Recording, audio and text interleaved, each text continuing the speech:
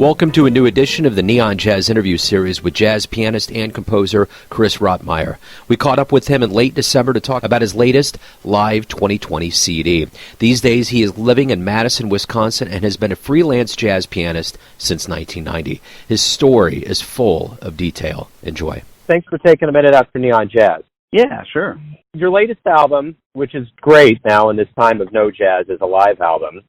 Talk to me a little bit about releasing it during a pandemic. What's it like during this time to actually release material? What are your thoughts on this? Sunday at Pilars, and I don't mean to correct you, but I do want to let your listeners know that it is a studio album, but it's based around a live sound. And the way we recorded it like we were playing a live gig in the studio. You know, there are no edits on the album, and it was cut through Pro Tools, but to 2-inch tape. And it was mixed to half-inch tape, and the vinyl record was created at Masterdisc from the half-inch master tape, which is really interesting. So, it's really like meant to represent how we were as a live band. So I think of it as a live record, but it's definitely a studio project.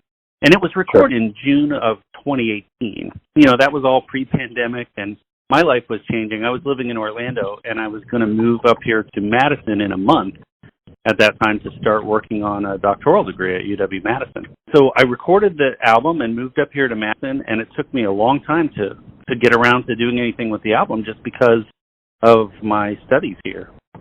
And I've got 2 small children. So when the pandemic hit,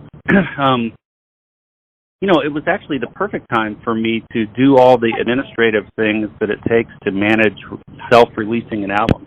Most of that I was able to do, via email and phone calls. And, the riskiest part of that was going to the post office. I didn't really have any gigs, sadly, So I was just working on my degree. And I went back. There was another album, too, called So in Love. And I put a bunch of albums up on Bandcamp.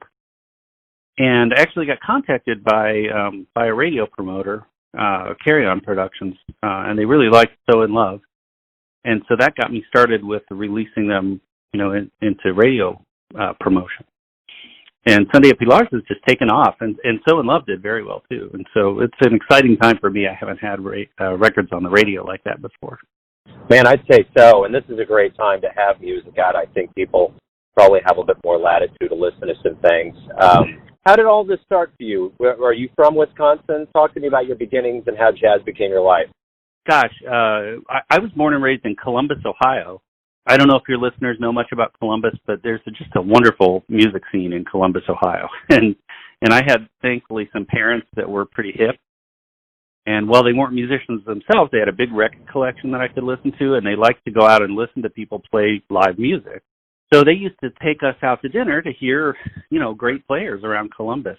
And so I got in the habit of listening to live music that way. I was reading a little about you, too. I also wanted to be a baseball player when I was a kid. And I played on baseball teams and, really wasn't a practicer. I wasn't like a diligent piano practicer. And so my mom, instead of letting me quit, just sent me to new teacher after new teacher. And finally, I ended up with a teacher who inspired me to learn tunes. And he had a Hammond organ in his studio. I learned standards on the organ from him, and then we could go and hear him play, and he would let me sit in and play. And I was probably like 13 or 14. Would have been the early 80s. From then, once I had that experience of playing live with a band as a young kid and actually halfway being able to do it, that was the end of that. I knew that I was going to do that forever. So I just started getting involved in music in school as much as I possibly could and seeking out musicians playing out in the world to listen to, and then, begging them to let me sit in whenever I possibly could. And I ended up, doing gigs when I was in high school, doing a bunch of gigs when I was in college the first time, all of this in Columbus. When a job opportunity in music, aside from just one-night gigging in bars opened up, which was working on a cruise ship, I was able to take advantage of that. And so I ended up leaving school. And I spent almost 10 years working in show bands on cruise ships. A lot of that music business that I learned from doing that carried forward into my career and helped me to really have a career performing music. I think it's very difficult for anybody to have a career performing only jazz. And so that's one of the things I stress with my students is versatility, and I learned that through doing a job that was more of a commercial job, like a cruise ship job. I'm thankful that I love many different kinds of music. So, I always wanted to, if I was playing in a reggae band, I wanted to play the music well, and represent the music well, respectfully. And so I try to do that with every music that I end up playing, every style. But I always loved straight ahead jazz. And so I just looked for any opportunity I possibly could to play it. And when I got off cruise ships, I moved to Orlando, Florida. And I spent about 20 years living and playing in Orlando. And that's another wonderful scene. It has wonderful jazz musicians. And it's probably a much larger scene than your listeners understand. It's a convention capital of the world. And, of course, Walt Disney World is there. And so all of these very accomplished players live in the Central Florida area. And, it's like everywhere kind of going down in terms of the amount of work, has always been spiraling down since I moved there. But, there were a good, 25 or 30 professional jazz piano players, who were really versatile when I moved there in the early 2000s. Or late 1990s. And, there still are, probably more than 10 really good piano players in the Orlando area alone, not to mention Tampa and Miami and Jacksonville. So it was a really great scene, and I just proceeded to work as much as I possibly could. And part of what I did, of course, was take as many jazz gigs as I possibly could. And it wasn't until later when I started to want to do some recording. And I did a lot of work recording as a sideman during those, 20 years that I lived in Orlando. And right at the end of it, I really was itching to have my own band. And so I started a jam session with the help of a wonderful bar owner named Becky Roper in Winter Garden, Florida. She has a little bar that's super hip called Pilars Martini. Her and her brother, Charlie, own it. And they let me have every Sunday to do a jazz jam session. And they let me hire my trio and be the trio for that. And then we would have a featured guest once a month, and she let me book Fridays and Saturdays with the quartet, and then have the guest as a trio, or have the weekend guest as a guest with the trio for the jam session on Sunday. So I started to do a lot of work with this one trio that I was working with, Charlie Silva on bass and Walt Hubbard on drums, and they are on the album. And so when I left Orlando, I really wanted to record that group because we had been playing for about 5 years as a steady group, and I not only did I want to document that for my own sake, but I also just wanted to remember what it felt like to play with those cats. And then the saxophone player on the album is Jack Wilkins, who is a wonderful player. He is the director of jazz studies at the University of South Florida, where I teach still. And he has taught at the Jamie Aebersold camps for a long time. And, it's a pretty well-known saxophone player for not being someone that lives in New York. But he's a great player, and he agreed to come. And that's very indicative of what we did at Pilars, too. He was a guest. And so he would come in for the weekend with my trio and play Friday and Saturday night. And then we'd play the first set at the jam session as a quartet and then open it up. And so the album, is very much like what that might have been like.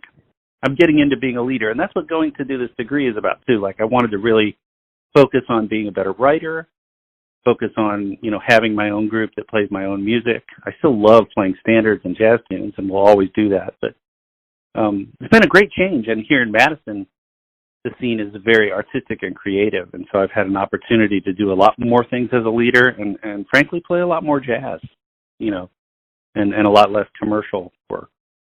So it's been great. You do return to the stage, and we return to the audience. What do you hope we get from this time away from live music?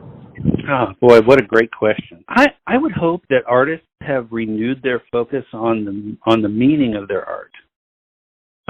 Because we all, as artists, as working artists, get caught up in the rat race of trying to make a living. And, with that pulled out from under us, I hope that the love of the actual art is still there, and that we can all find and recognize that love within ourselves.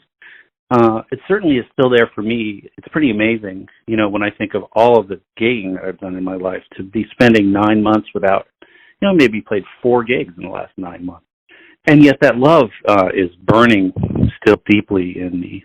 And so I know that when I get back out there, I'm going to have a renewed focus on, what I want to say as an artist, and a focus on my direction that I want to move forward as a writer.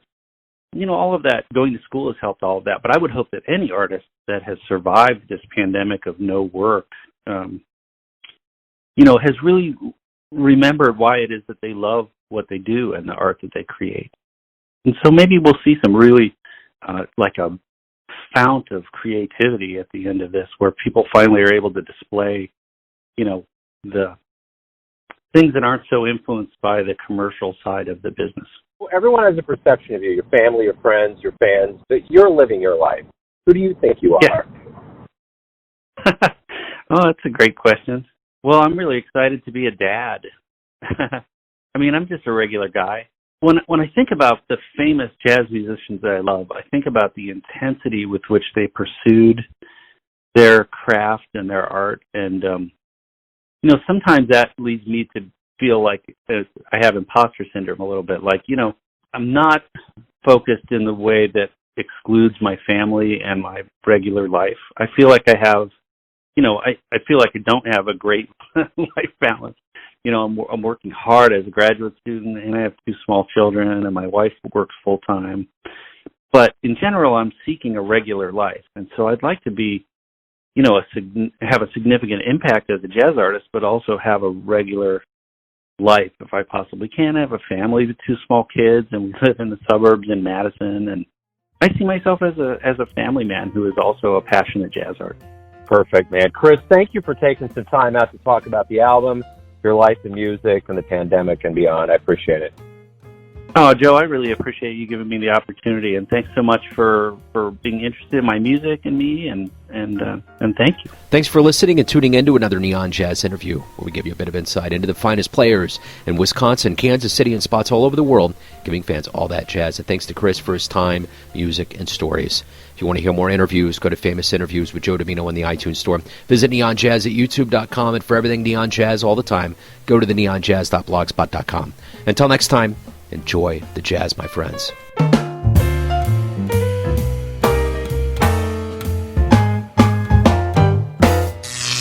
Neon Jazz.